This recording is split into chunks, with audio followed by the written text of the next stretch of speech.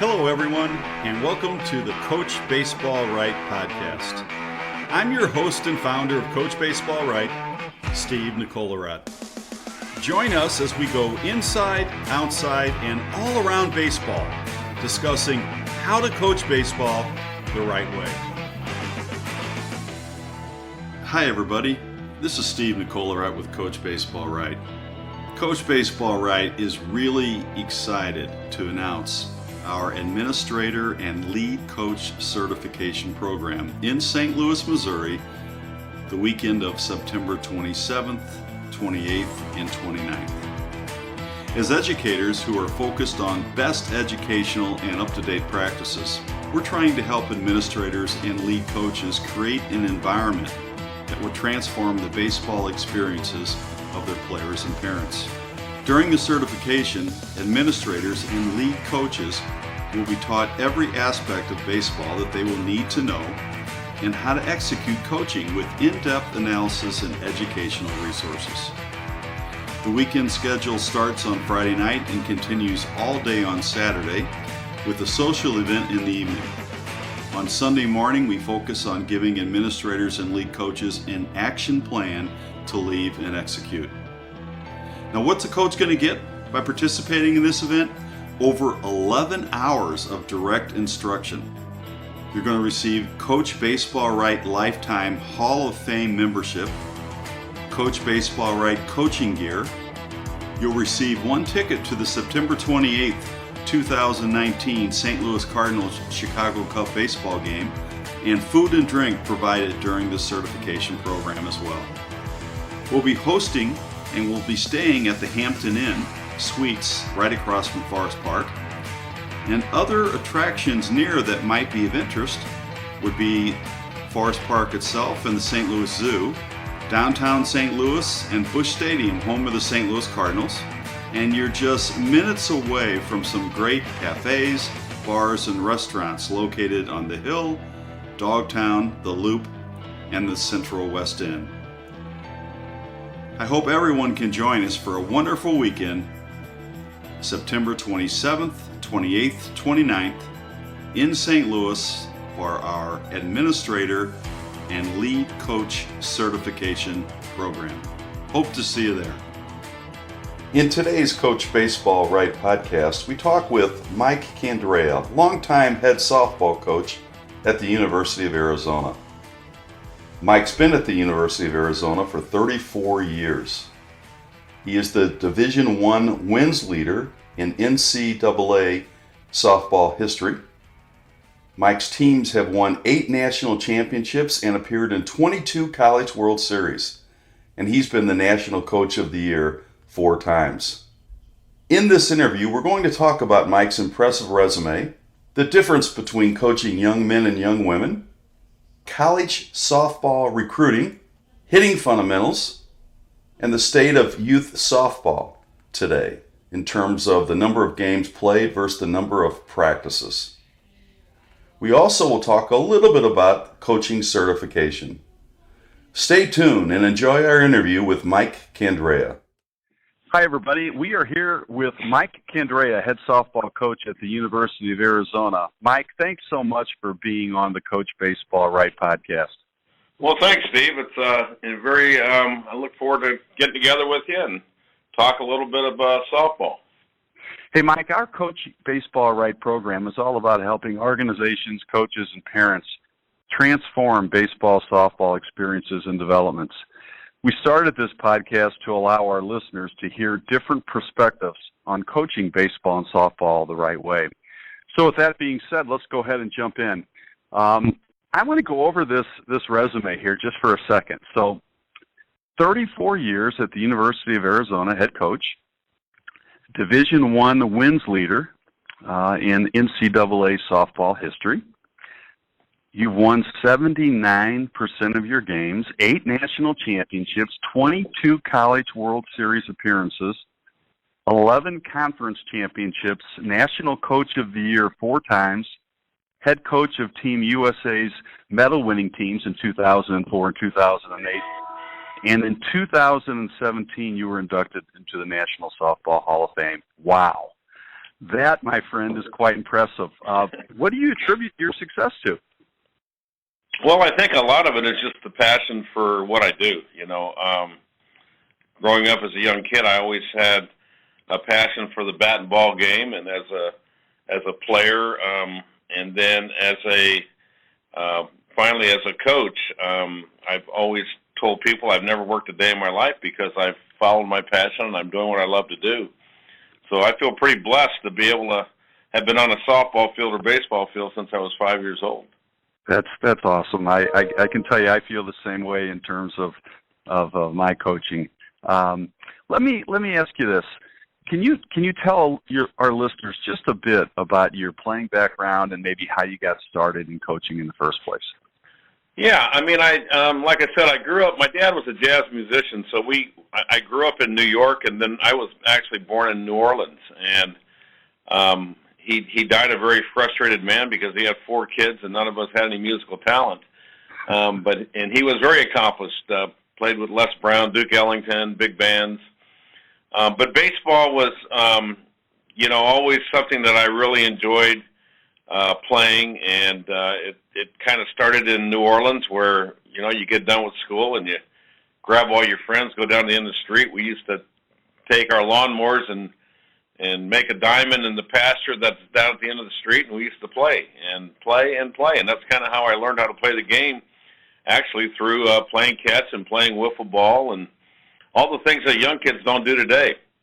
And so I played and was fairly accomplished until I had elbow surgery my freshman year in college. So I went to junior college, Central Arizona College, because back then they had 2 drafts. They had a January draft and a June draft, and I really felt like I had an opportunity to maybe play some pro ball, but it never worked out. But I knew once I got hurt that I wanted to do something. I wanted to teach and coach, and so I was very fortunate to be able to walk into a assistant coaching position at Central Arizona College for a guy named Kenny Richardson. And really, the first 5 years that I was there really kind of set the foundation for my coaching philosophies, because I had a chance to go to the ABCA convention and listen to a lot of the great coaches at Division I and junior college. We had a great group of coaches there in Arizona to learn from. And it was about, I want to say 1982, our AD at the time, George Young, walked into my office and said, "Hey, Mike, I need your help." And I go, "What's that?" He goes, "I need you to coach the women's softball team." And I go, "George," I said, "I don't want to coach women." I said, I don't want to coach softball. I'm a baseball coach." He goes, "Well, there's this thing called Title IX, and we're going to be putting some money into the program. Can you do it just for a year for me?" And I said, "Well, this will give me an opportunity to see if what I feel I know I can implement with a group of kids." And so it was my first opportunity to be a head coach. Took the program over, and after the first year, I said, "Dang, if I go find a pitcher, we can win this thing." So I went out and recruited a pitcher by the name of Connie Clark, and Connie just retired as the head coach at the University of Texas, but she was my very first recruit in softball, and was a pretty darn good one. She went on to Cal State Fullerton and won a national championship there. But that was kind of the beginning of my softball career, and won a couple of championships at Central Arizona College, and then in 1985 got an opportunity to come to the University of Arizona, where I've been ever since. So who would you say, what people have influenced you the most in terms of your coaching career? Well, there was a lot of people. My brother, I think, obviously was one in particular. Nick was a baseball coach in the Phoenix area for 30-plus years, and now he's coaching a junior college in Paradise Valley. But he was the one that really, I kind of grew up and watched him play the game, and he used to drill ground balls at me in the backyard, and good athlete. But from there, I got a chance to really be shaped by a lot of different people. And I go back to being able to coach with Kenny Richardson, very good baseball mind, Jim Fry at Mesa Community College, Gary Ward at Yavapai, who went on to Oklahoma State. We had some really good people in the junior college system, and then when I got into the Division I level, I was able to watch Jerry Kendall and Jim Wing and Jerry Stitt at the University of Arizona, Jim Brock at ASU, and I used to be able to pick and choose from everyone a little bit because I think one of the most important things is being yourself. So you can't try to be someone else, but everyone, if you keep your ears open, can maybe give you one little nugget of information that can help you mold your own philosophy. Yeah, those names you mentioned, those are some pretty special people in baseball Absolutely. ranks. Hey, how about your transition when you went from baseball to softball? What challenges did you face? Well, the most obvious was the size of the field. 60-foot bases. The pitcher's mound when I first started was at 40 feet. We were throwing a white ball with white seams, so trying to reach spin was impossible. One thing I realized very quickly is we had less time to make decisions in softball, and the influx of speed and the short game were quite obvious. And so the first thing I did when I got into softball is I went out and watched what I felt was the very best level of play, and that was the men's World Championships. And the one thing I noticed there was their the base running and the speed of the game, and pitching was very overpowering when I first started coaching softball because we were at 40 feet and we were using an aluminum bat. So the most home runs you would see in a season for one of our kids would be maybe 4 or 5. And to watch the game progress, we moved the mound back to 43 feet. We put the optic yellow ball in their hand, and now the equipment that we use is, unbelievable. And so now we have kids that are hitting anywhere from, 10 to 15 to 20 home runs. But the biggest difference I always saw in the game was the speed. Both offensively and defensively. Offensively, obviously, the bunting, the short game, very, very important part of the game, and then the pressure that puts on the defense. So defensively, you have to be quick, but you have to be efficient in being able to get rid of the ball, and then the base running, because someone bobbles the ball, you should be able to get another base.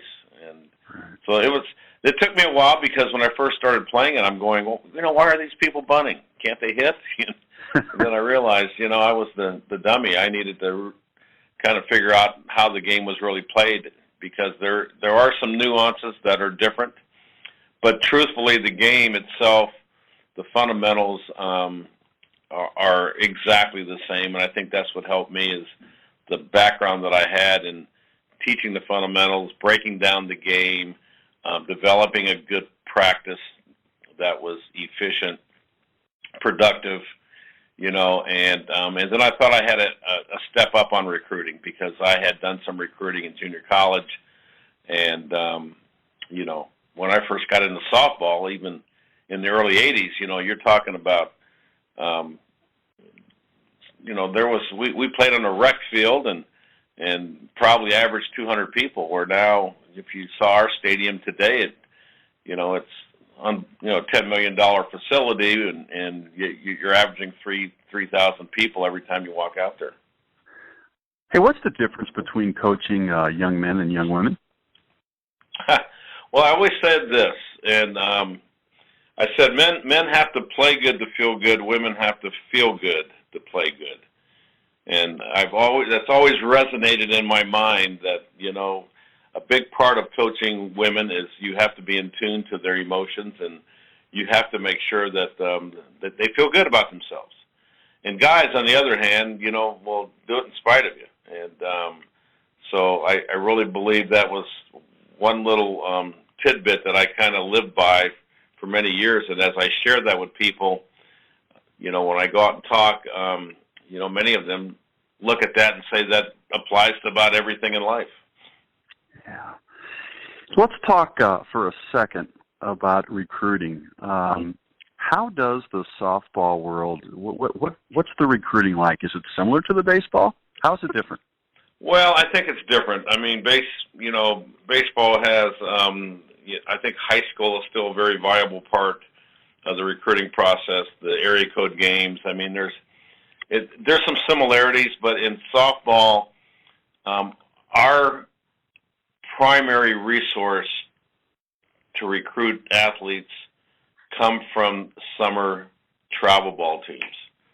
So we, since we're playing in February, March, April, May, which is the high school season mostly everywhere, we can't be at two places. So we tend to go to, the big tournaments in Colorado and Huntington Beach and Hemet, and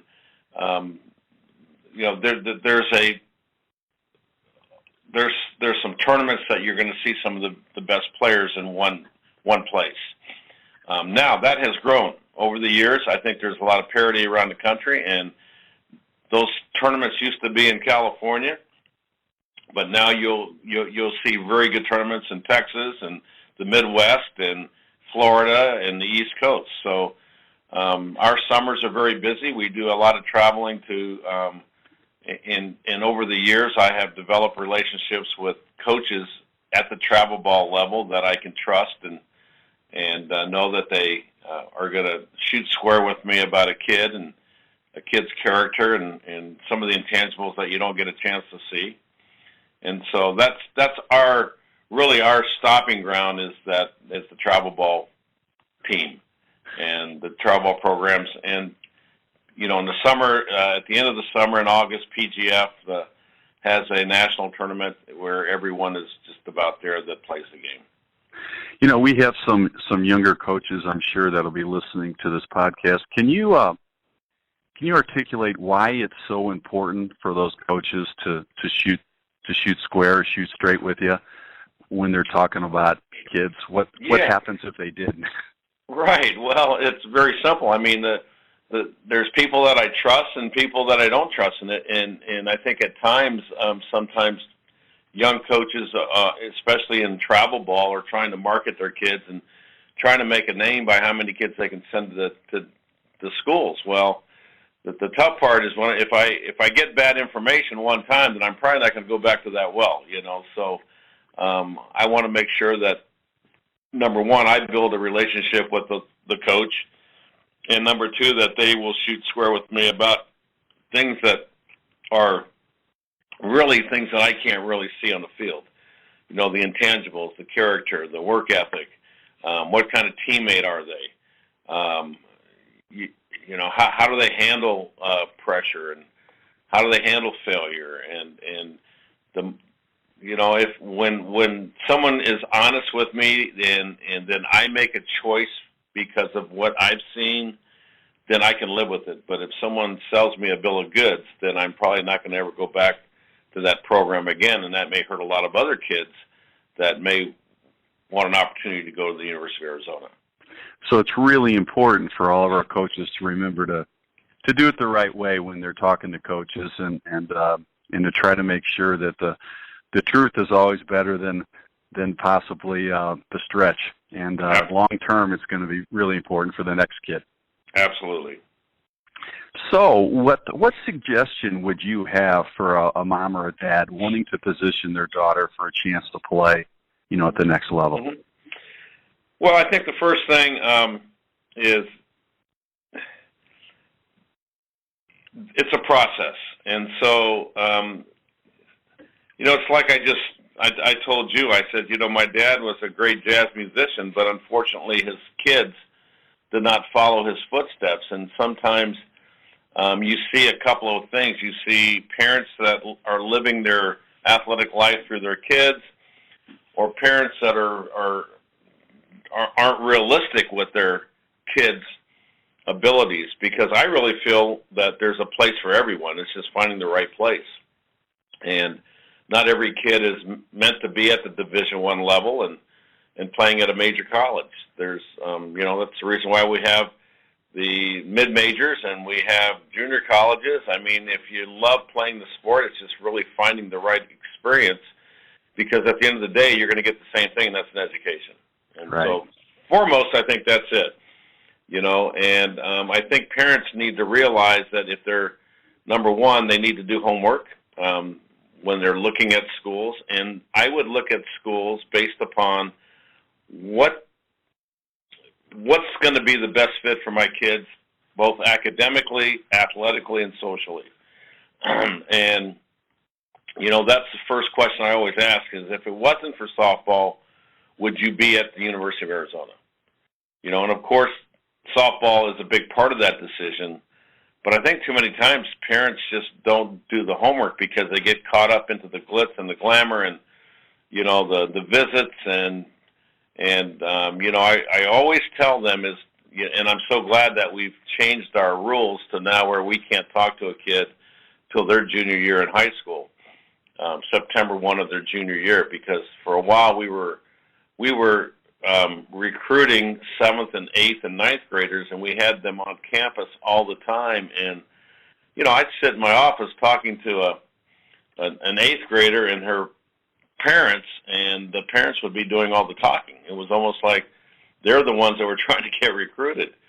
And it was not a good situation, I think, for our sport and for the development of our kids. It didn't give them an opportunity to do their homework. They were picking a college before they even knew where they were going to high school. That doesn't make sense. No. And I think picking your college is probably the second most important thing a young lady is going to do. The first one, of course, being their husband, for the future. And so I think parents need to really understand that if you got to let the process kind of take care of itself. If the kid's good enough, number one, make sure they're playing on a good competitive team in the summers, because you're going to have to go where the coaches are. So if you want your kid to be seen, then you better find out what are the tournaments that they're at and what are the teams that are competing in those tournaments. And then the next step for me is I want to watch kids that are competing for national championships. I want the top of the pyramid, so I not only want them to be playing in the summer, but I want them to be playing for good programs that are going to help them develop and give them a competitive schedule so that hopefully they have a chance to play for a national championship. So when they get into college, they've done it. You can't teach experience. Right. So the more experience they get, the easier it is for me. Hey, what things do you expect your players to know by the time they reach your program? Well, you would hope that they have the proper skill set. So I would hope that kids come here and know why they do what they do. they can connect the dots. They have a little bit of knowledge about why they swing the bat the way they swing it. They have a little bit of knowledge about why they throw the way they throw. I want kids that are students of the game, that have a pretty good database of how to play the game and be able to think the game, and then you go into the character part and the teammate part and the ability to handle failure. I mean, there's a lot of little pieces to the puzzle that you got to have.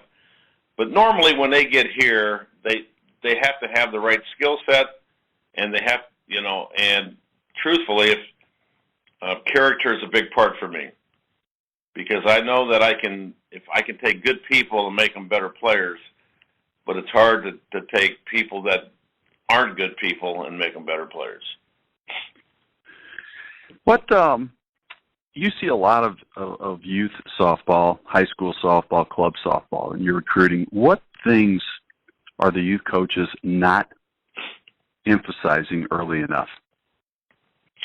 Well, I think youth coaches, to the most part, do a pretty good job, and I think parents need to realize that these people don't get paid, so you have to give them a little bit of the benefit of the doubt. So I think they treat kids well to the most part. I think they try to teach the game and develop their players to the most part. But the one area that I'm seeing more than anything right now is that they play way too many games and practice not enough. So the development, I think, is a little bit stifled. They always say that you should practice 5 times for every one game you play. And I know at the college level, we definitely do that. We practice a lot more than we play. But in the summer months, they may practice 1 day in a week and play 6 games or 7 games in a weekend. And so I think sometimes we're losing that development stage. And then the other thing I think that we can do a better job is teaching our kids how to compete. I think we're kind of hopefully getting out of this exposure mentality, that we go back to playing games that mean something. There's a winner and there's a loser. And a lot of times I get kids that have played very few 7-inning games because they're so used to time limit games. So that's the one area I would want us to think about is, are we really getting them prepared for college? Then, we should be playing competitive games that are 7 innings, and at the end of the day, there's a winner or loser. I used to love watching the double elimination tournaments and watch the teams that crawled out of the losers bracket and were playing the last day. I think a lot of coaches are on that I have that idea of too many games at the youth level and not enough quality practices. Right. Hi, everybody. Steve Nicola with Coach Baseball Right. If you are considering how to improve your organization, facility, or league, consider our organizational league facility certifications. These certifications are extremely affordable, and you can choose from 3 different levels. Level 1 is our most affordable certification that starts with just your administrator getting access to our pro membership resources. And then all of your coaches can be put on the same page by using our rookie membership resources. Level 2 certification gets all your coaches in your entire organization using our pro membership resources together. Level 2 will help your coaches teach and develop consistently throughout your program. And level 3, everyone in your organization, all administrators, all coaches, all parents, all get on the same page with access to our pro membership. Level 3 will completely transform your baseball program. Plus, we'll provide year-long follow-up for support, strategies, and ideas to help you and your organization maximize and use these certifications. If you're asking how you can make a difference for your organization, league, or facility, consider these organizational certifications. Hey, let's talk hitting for a second. Mm-hmm. How do you teach hitting in your program at a typical practice? What does it look like? Well, that's a very big topic. The question to me is, when you go out and recruit, are you recruiting good hitters and trying to make them better, or are you recruiting kids that you're going to have to develop as hitters? And at our level, we hopefully are recruiting kids that have pretty good hand-eye coordination, that are proficient at making good contact, and our job is to try to refine them, and a lot of the refinement is the mental part, having a game plan, being able to sit on a particular speed, and, the strategies of matching up with a particular pitcher. But to be honest with you, if you came and watched us, most kids, you're going to see a lot of variety in the stance. Number one, the stance is kind of your start, and any way that you want to start is up to you. That's why you see open stance, closed stance, square stance, feet together, feet apart, hands high, hands low. The key is to be able to make an athletic move to get to the hitting position on time. And so that's the most important thing to me is when I get to the hitting position, or I get the toe touch is what we call it, are we in a position that we can cover the particular pitches that we're looking for, whether it's, are we looking inside and adjusting away, are we looking high and adjusting low, are we looking fast and adjusting slow? But in order to do that, you have to make sure that you have pressure between your knees, you're in a good athletic position, that you can either start or stop your swing. Because most good hitters are always swinging until they stop their swing. So I don't really care. I mean, once you get to the toe touch to the hitting position, then everyone pretty much should look identical. Okay, so hitting's a combination of a linear move from stance to toe touch or the hitting position. And then from the time the heel gets down, we call it heel plant, hitting becomes rotational. And so you have to be able to combine those two moves. And, you know, I think the one thing I learned from the Olympic team was they had great eyes. Well, maybe those great eyes are the reason why they were good hitters. And so the one thing we try to do is get our kids to have an eye exam, first off. Make sure they've got good eyes and healthy eyes. They have good depth perception. And then the mechanics of the swing we try to keep as natural as we can, because hitting is a kinetic link, and you're trying to unwind from the bottom up. And as long as you're unwinding from the bottom up, then you have a chance to be able to connect with this round object that's coming at you. And if you don't have the proper sequencing, then hitting becomes very difficult for a lot of different reasons. So we want to be on time. We want to hit through a long zone, you know, and then the key to hitting for us is being able to make adjustments from pitch to pitch. Do you practice an approach in your batting practice routine with the kids making choices? How does that look in BP? Yeah, so if you came out and watched us practice, you're going to see in our batting cages, the primary drills that you will see every day are going to be long tee work. So we're just working on trying to get to different positions, whether it's an inside pitch or an outside pitch or a pitch down the middle, but staying through it. So we want to see the ball fly and try to hit backspin line drives to the back of the net. You'll see short tee work, where we do some small bat work with one-handed drills, bottom hand, top hand.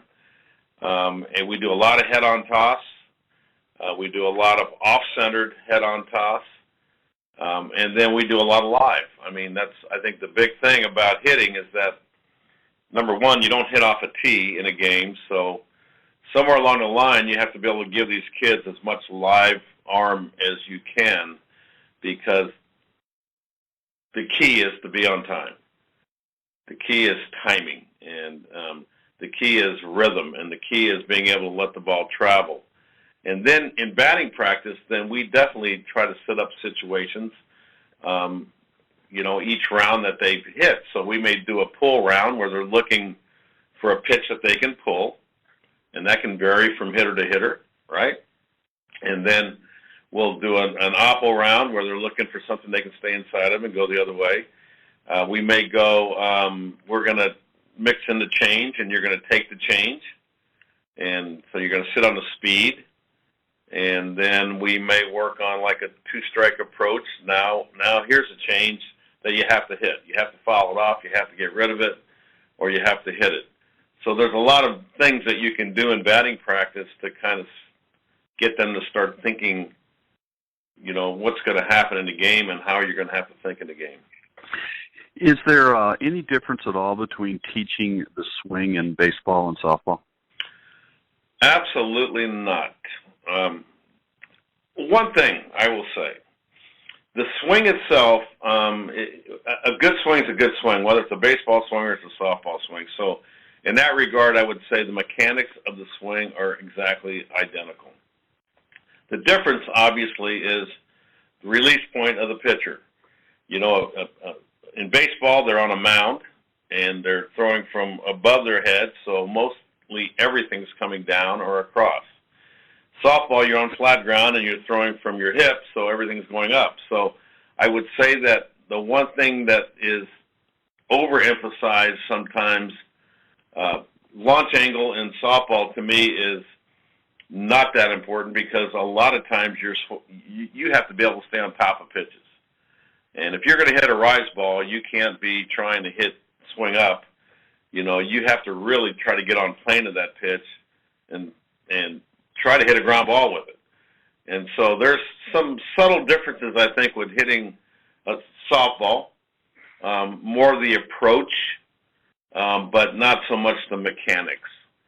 And I hope that makes sense to you, because that's why Jenny Finch can go throw to some major leaguers and they can't touch her, because their database doesn't have that, number one, hand coming from the hip and the ball going up. You're not used to seeing that as a baseball player. And when the ball crosses the plate in softball, is it still going up? Is it level down? Is it slightly going down? No, it depends on the pitch. Okay. So that's the thing about softball. You can throw the ball on 4 different planes. So, you can throw a ball that at the plate it goes down. You can throw a ball at the plate it goes up. You can throw a pitch that breaks into the right-handed hitter, a screwball, or you can throw a curveball that breaks away. So that's one of the unique things, is you can throw the ball north, south, east, and west, and then you take and think about this: if you've got a 70-mile-an-hour pitcher, a 68-mile-an-hour pitcher, you're talking about someone in baseball equivalent of 100 plus. You don't have a lot of time, and so the tough part is pitchers will get you out either with speed, location, movement, or deception. And the off-speed pitch in softball can be devastating, because it's hard for you to sit on a 68-mile-an-hour pitch, and all of a sudden they throw a pitch that looks exactly the same, and it's going 58 or 57. And so that's the important part of our game is you have to be able to cover a lot of different things, and you can't really cover everything, so you got to kind of pick your poison. Right. So let's change the direction just for a second. A coach at your level, do you do much scouting of your opponents? Oh yeah, yes we do. And what do you look for? That's the one thing that's changed in our game because of the coverage on television and the internet, and games that are streamed, and you have companies like Flow Softball that do a lot of productions of games, and so it's not hard to go on the computer and look on YouTube or Flow Softball or any of those and see games that our opponents have played in the past. So we try to watch as many of that. We have a system that we use that capture games at our stadium that break down the film so that you can move through it very quickly. But we're going to sit there and we're going to look at tendencies. We have some analytics that we look at from a player's career, what their numbers look like, what does their spray chart look like, and then we put together a scouting report that we feel, based upon our pitching, that we can simplify and dummy down for our kids, so that all they have to do is look at a little card and see whether a kid can, whether they can run, do they bunt, do they steal, can they run, can they hit with power, how we're going to play them, and I think over the years I found that if you can keep it simple, then you're probably better off. But the work that my assistants do throughout the week, I'm watching a lot of video and coming up with a game plan for the pitchers that we're going to face. And then, of course, our pitching coach looking at their hitters and trying to decide how they're going to attack these different hitters. And there's a lot of work that goes into it. Hey, Mike, what's the most challenging part of coaching softball at Arizona? Well, for me, it's just there's a built-in challenge, and that's the expectations are so high, and I got no one to blame but myself for that. We have won a lot, and we have spoiled our fans a lot, but therefore they expect excellence all the time. So sometimes they don't really understand the process, and maybe they don't understand that there are going to be times when you're going to go through some growing pains.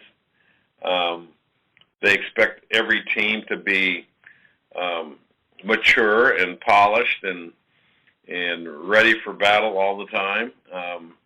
And so I think sometimes the only thing that I sometimes get upset about are people that really don't know what's going on, and you know, in today's world with social media, you can pop off and no one knows who you are. I don't mind them popping off about the program, but when they start popping off about a kid, it hurts me. So that's, you know, the one thing that's really changed in our sport and in my job is trying to find a balance between social media and allowing people into your program, but not so much that they can take pot shots at kids. What about the state of youth softball in the U.S.? I mean, would you like to see any changes made to the game? You know, I think the one thing about softball is we have so many factions out there. We have different groups that are kind of doing their own thing, and it would be nice if everyone was on the same page. I mean, if I had my perfect world, you know, we would have a youth program that is all under one big umbrella, and you would go up to the ranks, and within that umbrella is, you know, the 12 and under, 10 and under, 12 and under, 14s, 16s, 18s. The one area that we don't have anymore is the kid in college. If they're not on our national team, they got nowhere to play. And we used to have the women's open division, which was very popular at one time. And then, you know, trying to get everyone on the same page with our professional league and our national teams. I mean, there's so many people that have a piece of that pie. Sometimes I don't think that we're all rowing the boat the same way, and we need to. How can we continue to improve coaching at the youth and high school levels? What do you suggest to a high school or a youth level coach to improve their skill set? Yeah, I think clinics are really good to go to. I mean, the educational piece, you know, whether it's coaches' clinics, whether it's you know, working different camps, bringing in speakers, whatever it may be. But I think there's got to be an educational piece to our coaches. So in that regard, there's got to be a certification. I think there's a lot of things that we have to think about when we allow kids or we allow coaches to work with kids, especially in today's world. And so we want to make sure that they have the proper knowledge of not only the tactical part of the game, you know, being able to teach the skills, being able to break down the skills, but also being able to handle groups of people, young people, to make sure that they are safe and they are in a good environment. Because I think sometimes I've always said that if you have a very high challenge and a low skill level, kids get frustrated.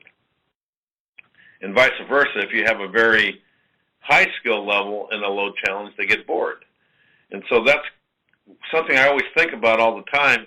And if you look at our coaching development, I think many a times we don't force coaches to continue their education. I mean, I learn something every day.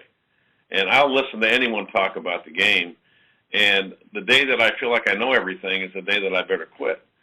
And so I would like to be able to infuse some of that to our coaches today to say, you know what, I wish we had, and there's a lot of things now on YouTube and the internet that they can look at, but, you know, how much of it is good information and how much of it is bad information? Because, you know, information is power, and whether it's good or bad, you know, it can affect you. And I know we have tried to have a certification program, and there still is one, but it's very basic, and I think I think that's a module that we really need to work on, both in baseball and softball, that helps our youth coaches have the tools to be able to work with young kids and develop their skills, and also have a process that's fun and productive. Yeah, we've been trying to think about that here at Coach Baseball Right, and we actually will have in September our first certification program. And one of the things that we want to talk about is exactly the idea of teaching coaches how to teach the game. You know, how to teach a larger skill with sub-skills. Because a drill on the internet is great, but sometimes your kids, they can't do that drill. Right. They need the sub-skills to do that, you know. So that's something I hope that we can maybe attack down the road here. What would you tell me is the most important thing you do for your players as they're coached at the University of Arizona? They know that I care about them as an individual. I don't think it has anything to do with the game. I think it's how I treat them. So it's that relationship, that mutual respect, that honesty. But at the end of the day, they know that I care about them as an individual, because the one thing great about softball is that, you know, it's going to come to an end for everyone. And so we spend as much time preparing our kids for life after softball as we do preparing them for softball while they're playing for the next, 4 years. Hey, Mike, have you given much thought to what comes after your coaching career? Well, I know it's coming sooner than later. It's not because I don't love the game and am tired of the game. It's just that it's a game that you need. You need lots of energy and lots of time, and there's a time in everyone's life that you want to be able to spend more time with your own kids and your wife, and enjoy some of the things that you've missed. Because being a professional coach, the one thing I don't like about it is that you spend more time with other people's kids than your own. And so there's a really tough lesson that I had to learn about trying to balance my life. I remember in the early 90s, I was coaching the national team, getting ready for the Olympic Games in '96, and had won a couple of championships already at Arizona, and came home from a trip, and my son at the time was a high school sophomore. I walked in the house after being gone a month, and he said, "Dad, can we talk?" And I go, "Yeah." He goes, "Would you consider dropping out of the USA coaching pool so you can watch me play baseball?" Wow. And that hit me with a ton of bricks, and it made me realize that, number one, I said, "Michael, it's done. I mean, I will. You just gave me a big wake-up call." And so I ended up dropping out of the coaching pool, and I actually coached Michael for the next 3 summers in baseball. But I think trying to create balance is the hardest thing when you want to be really good at something, because, when you want to be good at something, you got to be obsessed with it. But on the other hand, in life, I think over a long period of time, you have to find that balance between your family and your profession. And for me, my spirituality, my faith is very important to me. And, sometimes I wonder, what are we teaching kids when we're having tournaments every Sunday morning? There's some elements of our profession that just sometimes I question. What are we really teaching young kids, and what are really important in life? Because I think we all know as we get older what's important. But unfortunately, when you're coaching full time, I love what I do, and but you know what, I would love someday to be able to spend more time with my kids and watch my grandkids play, and that's what will get me out of the game. It's not because I'm tired of the game. I will love this game forever, and hopefully I'll stay in it some way, somehow, which I'm sure I will. I see myself doing something. I'm not a sit on the couch and watch TV guy. You can only play golf so many times a week, That's one thing I do know about. Probably the most difficult game I've ever played was golf. I want to be so good at it, but I don't have the time to spend. And it's a very humbling game. It's a great game to teach the mentality that you need to be successful and stay in the moment and be present. So there's a lot of things, I can go on and on. That's my Italian heritage. Sometimes I get long-winded. I just retired from coaching after 40 years, and I have to tell you, yeah. The reason I got out wasn't because I didn't enjoy it. It was that other things in my life became more important, like those kids and grandkids. So I can certainly relate to that. Well, hey, what one thing would you like to say to all the young ladies who aspire to play college softball? If you had one thing to tell them, what would you tell them? Well, first thing I would say is let the process take care of itself. So be where your feet are, be present, which basically what I'm saying to you is work your tail off, control the things you have control over, okay? Your attitude, your effort, your focus. If you can do that every day, then I think you will find your niche, you'll find where you need to be, and more importantly, when you get there, you're going to be prepared and ready to contribute to a team. And one of the greatest things about being part of a team is it's relationships that you have for the rest of your life. Well, Mike, hey, thanks so much for your time today. I really enjoyed our conversation and all of your valuable insights into softball and softball coaching, and I certainly wish you and the University of Arizona softball team the very best in the future. Well, thank you very much. I really enjoyed our interview with Mike Candrea, head softball coach at the University of Arizona. Mike had so many great insights to the game of softball, as well as teaching the game to the kids today. A couple of really important things that I really want to mention here, especially to young coaches. When you're dealing with young women, Mike suggests that young women need to feel well to play well. And he compared young women to young men. Young men need to feel good, or they will feel good when they play well. Young women need to feel well to play well. Mike talked about softball recruiting and about letting the process take care of itself. He thinks there's a place for everyone to play. You just have to find the right place. When it came to hitting, Mike's comment on no difference in the swing mechanic from baseball and softball. So many times I've heard different softball instructors talk about, well, the swing's completely different. Mike certainly doesn't think so. And to be honest, I agree with him 100%. There is absolutely no difference between the baseball and the softball swing. However, when it comes to the idea of playing the pitch, certainly in softball, that's not as a high priority as it is in baseball. Mike talked a little bit about less games and more practice in youth softball, and the importance of some type of coaching certification program. It was really a great interview, and I really enjoyed the time I got to spend with Mike.